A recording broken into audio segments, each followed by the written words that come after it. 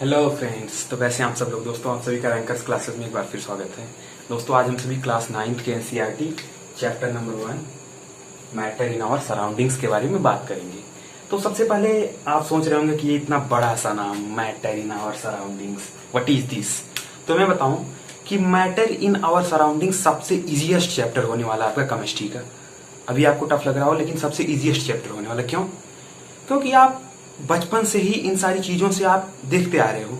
अभी आपके हाथ में पेन है, कॉपी है, मोबाइल है, लैपटॉप है, जिससे भी आप हमारी वीडियोस देख रहे हो, आप खुद या आपके कपड़े, आपके किनारे के मेज, टेबल्स, आपके घर, everything is matter in this universe. Everything is matters.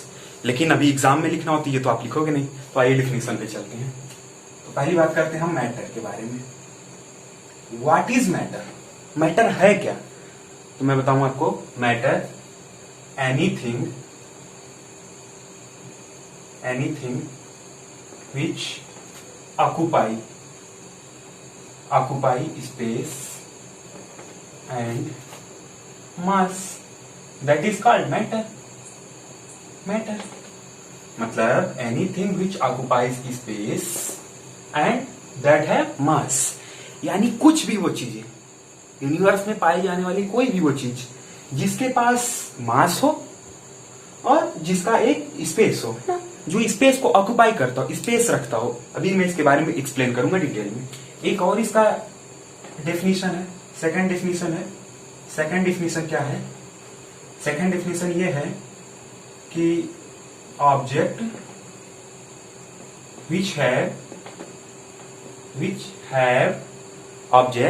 which have mass and their volume, that is called matter. अब आपको दिक्कत हो रही है मास और वॉल्यूम के बारे में कि what is mass, what is volume. तो मैं बताता हूं आपको। मास क्या होता है? What is mass? Number of particles in that object. Mass, what is mass? Number of particles in that object.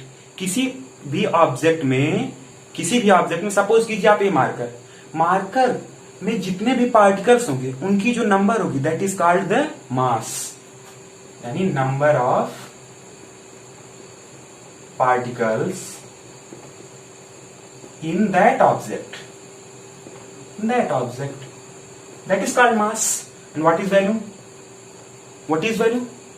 तो वैल्यूम वो होता है कि स्पेस में, ग्राउंड पे नहीं, स्पेस में किसी भी ऑब्जेक्ट द्वारा ली गई, स्पेस में किसी भी ऑब्जेक्ट द्वारा लिया गया जो एरिया होता है that is called volume. In the space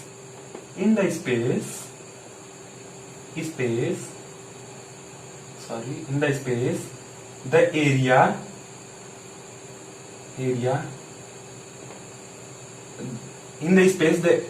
area that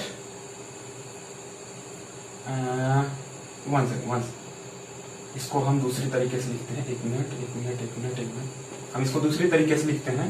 मैं मार्कर चेंज कर देता हूं। What is volume? वैल्यूम क्या होता है? The area in the space. Space में किसी भी ऑब्जेक्ट की जो एरिया होती है that is called volume. And number of particles in that object that is called मास।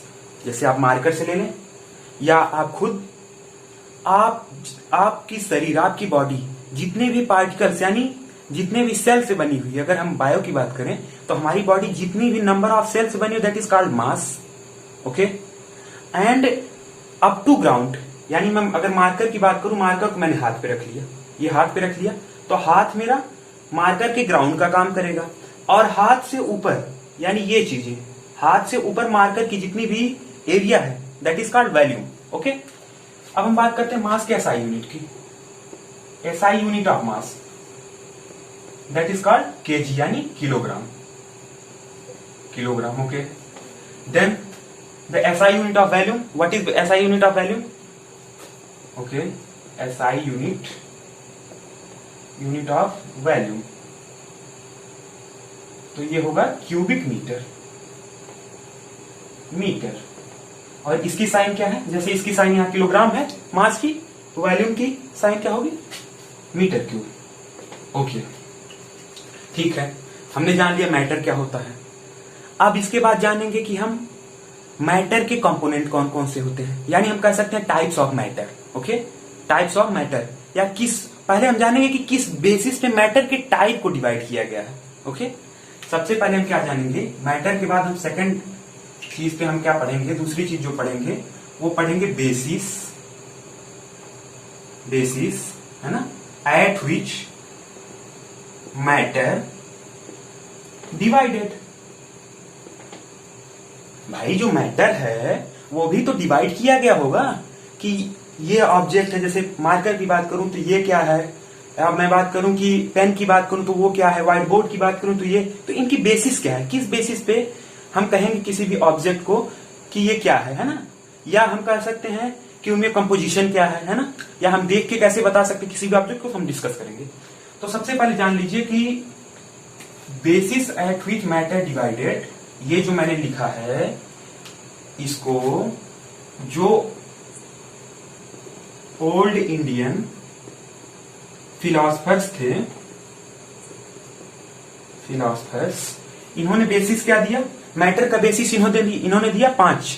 कौन कौन से बेसिस थे, 5 बेसिस इन्होंने दिया। स्पेशली महर्षि कनाद, इसके जो है मैं लिख दे रहा हूं यहां पर, महर्षि कनाद जो थे है ना, 5 बेसिस के जो है ये देने में मतलब इनका अहम रोल था है ना, महर्षि कनाद का जो है 5 बेसिस। अब ये 5 बेसिस थे क्या, इनके बारे में हम जानते हैं।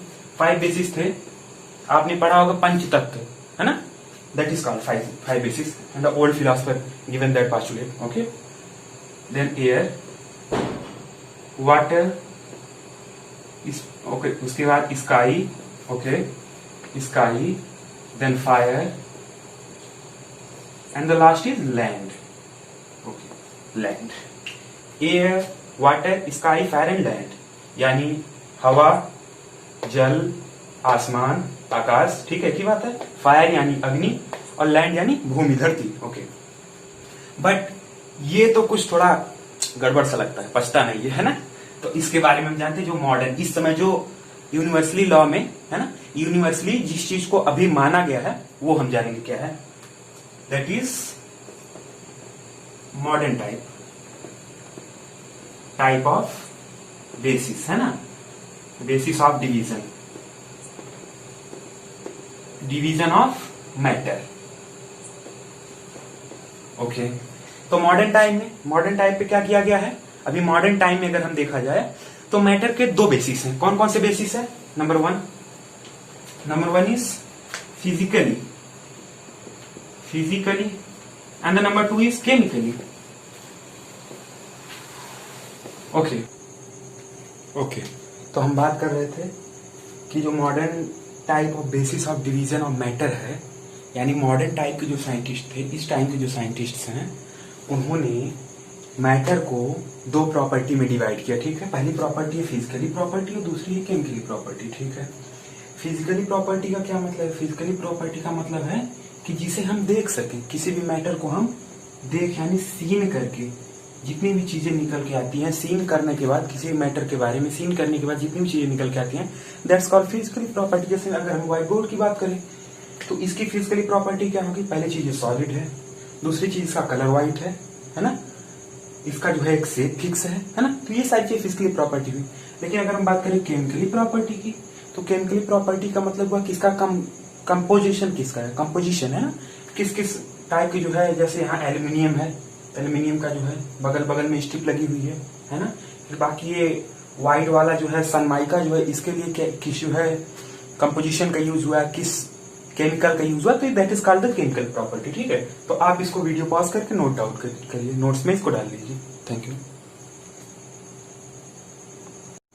ओके, तो हम बात कर रहे थे मैटर को जो डिवाइड किया गया वो 2 प्रॉपर्टी है, फिजिकली प्रॉपर्टी और केमिकली प्रॉपर्टी। तो सबसे पहले हम बात करेंगे फिजिकली प्रॉपर्टी की। 9th में इसी के बारे में दिया गया है, केमिकली प्रॉपर्टी हायर क्लासेस में या थोड़ी कुछ बातें केमिकली प्रॉपर्टी के अगले चैप्टर में हम पढ़ेंगे, बाकी हायर क्लासेस में पढ़ेंगे। चलिए, तो फिजिकल प्रॉपर्टी क्या होती है, आइए जल्दी से हम इसके बारे में बात करें। ये 2 टाइप के होते हैं। पहला क्या है इनका, matter is made up of particles. Okay, दूसरी चीज क्या है, particles are too small, are too small. पहला क्या कह रहा है फिजिकली प्रॉपर्टी के बारे में कि जो मैटर होता है वो किससे बना होता है, पार्टिकल से। ठीक है, हमने पहले पढ़ चुके हैं। उसके बाद पार्टिकल्स आर टू स्मॉल, जो पार्टिकल्स होते हैं बहुत छोटे होते हैं, पता है हमें। ठीक है, पार्टिकल्स की विशेषता पढ़ेंगे, पार्टिकल्स के फीचर्स पढ़ेंगे, फीचर्स पढ़ेंगे। अच्छा, पार्टिकल्स के क्या फीचर होते हैं, तो पहला फीचर जो पार्टिकल का होता है, पहला फीचर जो पार्टिकल का होता है ना, दे हैव इंट्रासेलुलर स्पेस, है ना। पहली चीज क्या होती है पार्टिकल्स के फीचर की, अगर हम बात करें तो पहला पार्टिकल का फीचर है कि पार्टिकल्स के बीच में स्पेस होता है ना। जैसे दो पार्टिकल्स हुए, ये मतलब कई पार्टिकल्स होते हैं ना, कई पार्टिकल्स हैं, कई पार्टिकल्स हैं, कई पार्टिकल्स हैं ना, तो इनके बीच के ये जो स्पेसेस है ना, एक मिनट मार्कर चेंज कर लेता हूँ। ठीक है, ये जो स्पेस है, ये जो बीच में ये स्पेस जो है, इसी को कहते हैं इंट्रासेलुलर स्पेस। ठीक है, अब हम बात करें दूसरे फीचर की। दूसरा फीचर जो है ना, दे आर कंटिन्यूअसली मूविंग। अच्छा, पार्टिकल्स जो होते हैं वो कंटिन्यूअसली मूव करते हैं। ये आप देख रहे हैं पार्टिकल्स जो हैं, ये जो पार्टिकल्स हैं ये कंटिन्यूअसली मूव करते हैं। और इनका मोशन कैसा होता है, इनका मोशन कैसा होता है, कैसे मूव करते हैं, ये रैंडमली मूव करते हैं, यानी कभी इधर जाएंगे कभी इधर जाएंगे, ऊपर नीचे इधर उधर होते रहते हैं। ठीक है, तो इनकी मोशन कैसी होती है, रैंडमली होती है। ठीक है, इनको एक दूसरे नाम से भी जाना जाता है, कंटिन्यूअसली मूविंग को एक दूसरे नाम से जाना जाता है, या इनकी मोशन को एक दूसरा नाम दिया जाता है, Brownian motion. Brownian motion, Brownian motion का क्या मतलब हुआ, ब्राउनियन मोशन का मतलब हुआ कि पार्टिकल्स, है ना, particles of any matter are continuously moving, randomly moving, that is called the Brownian motion, है ना। तो उसकी मोशन को क्या कहा जाता है, ये ब्राउनियन मोशन कहा जाता है। जैसे इसका सबसे बढ़िया एग्जांपल आपने देखा होगा कि आपके उस घर में जहां बहुत अंधेरा रहता हो और सनलाइट किसी खिड़की से आती हो, है ना, किसी खिड़की से सनलाइट आती हो, किसी खिड़की से सनलाइट आती हो और यहाँ बहुत अंधेरा रहता हो कमरे में, है ना, तो आप देखे होंगे कि ये जो रे बीम आती है, यहाँ छोटे छोटे छोटे छोटे पार्टिकल्स दिखते होंगे। और आपने गौर किया होगा कि उन पार्टिकल्स की जो मोशन होती है कैसी होती है, रैंडमली इधर उधर मूव करते हैं। दैट इज कॉल्ड द, ये यहाँ की जो मोशन है, इस मोशन को भी कहा जाता है ब्राउनियन मोशन, ब्राउनियन मोशन। और ये सबसे अच्छा उदाहरण है आपके लिए कि कोई भी जो मैटर होता है उसके पार्टिकल जो होते हैं कंटिन्यूअसली मूव करते हैं। साथ ही साथ आप इसका एक दूसरा एग्जांपल ले सकते हो कि जैसे आप देखे होंगे कि डिटॉल्स, अगर डिटॉल को आप वाटर में मिलाओगे, है ना, थोड़ा डिटॉल ले लो और वाटर ले लो, उन दोनों को आपस में मिक्स कर दो, तो आप देखोगे कि थोड़े टाइम बाद पूरा जो है पानी, यानी अगर आप ऊपर देखो या नीचे बॉटम पे देखो, जिस चीज में आप पानी रखे हो, तो हर जगह मान लो आप एक कप ऊपर से पानी निकाल लिए, उसका स्मेल लो डिटॉल का कैसा है, और नीचे से एकदम बॉटम से आप निकाल लो पानी, उसका स्मेल लो, आप देखोगे कि दोनों स्मेल सेम है। कैसा हुआ ये, क्योंकि पार्टिकल्स कंटिन्यूअसली मूव कर रहे हैं। अगर कंटिन्यूअसली मूव नहीं कर रहे तो आप तो डेटॉल ऊपर डाले थे तो केवल सरफेस पे रह जाना चाहिए था, नीचे नहीं जाना चाहिए था। नीचे गया, इसका मतलब हुआ कि वो पार्टिकल्स डेटॉल के मूव कर रहे हैं, है ना, वाटर के भी मूव कर रहे हैं और इसके भी मूव कर रहे हैं, तो टकराते टकराते टकराते वो नीचे भी चले गए, हर तरफ चले जाते हैं, तो ये कंटिन्यूअसली मूविंग का हो गया। अच्छा, इनकी तीसरी कैरेक्टरिस्टिक्स जो है, तीसरा कैरेक्टरिस्टिक्स है कि इनमें फोर्स ऑफ अट्रैक्शन होता है, फोर्स ऑफ अट्रैक्शन होता है। ठीक है, फोर्स ऑफ अट्रैक्शन क्या है, फोर्स ऑफ अट्रैक्शन ये है क्या है, इसको दूसरा नाम दिया जाता है कोहेशन फोर्स, कोहेशन फोर्स दिया जाता है दूसरा नाम। कोहेशन फोर्स का मतलब हुआ, है ना, कि ये आप देखें, ये पार्टिकल्स जो हैं, ये जो पार्टिकल्स हैं, किसी भी मैटर के जो पार्टिकल्स हैं, इनके बीच में, यानी ये और ये, मैं बात करूं अगर इन दो पार्टिकल्स की, इनके बीच में भी कुछ फोर्स लगता है, उस फोर्स के कारण ये अपनी स्टेबिलिटी बनाते हैं, मूव तो करते हैं, लेकिन ऐसा तो नहीं है ना कि बाहर चले जाते हैं। अगर आप वाटर की बात करो तो वाटर के पार्टिकल्स मूव करते हैं, लेकिन ऐसा नहीं कि हवा में उड़ने लगते हैं। गैसेस के पार्टिकल्स हवा में उड़ते हैं, लेकिन वाटर के तो नहीं उड़ते। आप सॉलिड के देखते हो, व्हाइट बोर्ड में देखो, इसमें भी पार्टिकल्स कंटिन्यूअसली मूव कर रहे हैं, है ना, और इनके भी मूव कर रहे हैं, ठीक है। लेकिन ऐसा तो नहीं ना कि कहीं कोई पार्टिकल्स बहुत बाहर चले जा रहे हैं, ऐसा नहीं है। क्यों ऐसा नहीं है? क्योंकि इनमें फोर्स ऑफ अट्रैक्शन होता है, कोहेशन फोर्स, एक शब्द में आप कह सकते हो कोहेशन फोर्स इनमें होता है। तो इसके कारण ये क्या करता है? स्ट्रेंथ देता है, ठीक है। फोर्स ऑफ अट्रैक्शन की जरूरत क्यों होती है? स्ट्रेंथ के लिए, ठीक है। हम इसको एक बार फिर से रिवाइज कर लेते हैं। पार्टिकल्स के जो फीचर्स की बात अगर हम करें तो 3 फीचर्स होते हैं। पहला चीज बहुत इंपॉर्टेंट है ये, अभी हम इसके बारे में स्पेसिफिकली भी जानेंगे, है ना। पहला आप ऐसे ही एक बार देख लीजिए, दे हैव इंट्रासेलुलर स्पेस। जानते हैं कि पार्टिकल्स के बीच में स्पेसेस होती हैं कुछ, है ना, उसी के कारण वो मूव कर पाते हैं, पहली चीज। दूसरी चीज कंटिन्यूअसली मूविंग करते हैं, हमें पता है, ब्राउनियन मोशन। और तीसरा फोर्स ऑफ अट्रैक्शन, है ना, उनके बीच कुछ फोर्स भी होता है, अगर फोर्स ना होते तो वो बहुत बाहर चले जाते हैं, ठीक है। आप इसको अपने नोट्स में डाल लीजिए। ओके, तो अभी हमें बात करना है, हमने बात किया पार्टिकल्स के फीचर्स के बारे में, उसमें जो सबसे इंपॉर्टेंट है वो तीसरा फीचर्स है ना, कंटिन्यूअसली मूविंग का फीचर जो है, इसके बारे में हम थोड़ा अधिक जानकारी लेंगे, है ना, ब्रीफ में इसके बारे में डिस्कस करेंगे। पहली चीज क्या है, हमने जो बताया था आपको KMnO4 प्लस वाटर, है ना, KMnO4 यानी पोटेशियम पर मैग्नेट। और वाटर के बारे में हमने आपको बताया था कि अगर पोटेशियम पर मैग्नेट का क्रिस्टल लेते हैं और वाटर में उसे डाल देते हैं तो थोड़ी समय बाद हम देखते हैं कि पूरा जो वाटर होता है वो कैसा आ जाता है? पिंक आ जाता है। आखिरकार ऐसा हुआ क्यों? हमने जब पोटेशियम पर मैग्नेट का क्रिस्टल जो लिया उसको वाटर में डाल दिया तो उसको तो वही रहना चाहिए था। आखिरकार वो जो पार्टिकल है वो मूव किया ऊपर तक पूरा, यानी चारों तरफ हर तरफ पूरा वाटर सेम ही है, पिंक सेम है ना, कहीं कोई डिफरेंस नहीं। ऐसा क्यों हुआ? ऐसा इसलिए हुआ क्योंकि पार्टिकल्स जो होते हैं, है ना, कंटिन्यूअसली मूव करते हैं, है ना। तो पहली चीज कंटिन्यूअसली मूविंग के का दूसरा जो नाम है वो ब्राउनियन मोशन है, ब्राउनियन मोशन, है ना। अभी हम पहले वाले के बारे में बात करेंगे, दूसरे टॉपिक में आएगा, पहले हम ब्राउनियन मोशन के बारे में बात कर लेते हैं। वैसे हम इसके बारे में थोड़ा जानकारी ले चुके हैं, लेकिन फिर भी हम जान लेते हैं ब्राउनियन मोशन क्या होता है। ब्राउनियन मोशन ये होता है कि इसका सबसे बड़ा एग्जांपल है सनरेज, है ना।